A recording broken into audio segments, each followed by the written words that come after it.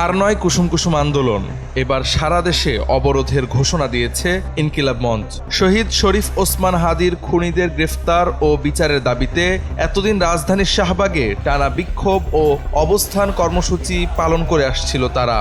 এবার আন্দোলন আরও বিস্তৃত করার ঘোষণা দিয়ে রোববার বেলা 2টা থেকে সারা দেশের 8টি বিভাগীয় শহরে সর্বাত্মক অবরোধ কর্মসূচি পালনের ডাক দিয়েছে সংগঠনটি। শনিবার রাত 1:45টার দিকে ইনকিলাব মঞ্চের ফেসবুক পোস্টে এ কর্মসূচির কথা জানানো হয়। এর আগে রাত 11:30টার দিকে শাহবাগের অবস্থান কর্মসূচি থেকে সদস্য সচিব আব্দুল্লাহ আল জাবের কর্মসূচির প্রাথমিক ঘোষণা দেন। RICL TMX, যুগের পর যুগ স্থাপনা থাকে মজবুত।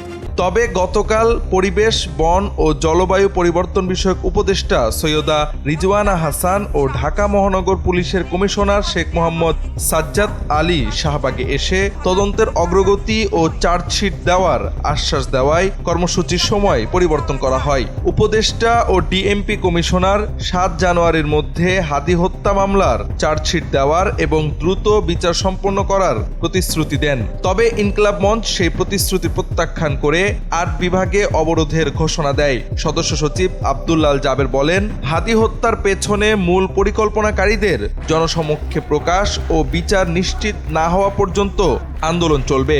উল্লেখ্য, গত শুক্রবার দুপুর থেকে শাহবাগে অবস্থান কর্মসূচি পালন করছে ইনকিলাব মঞ্চ।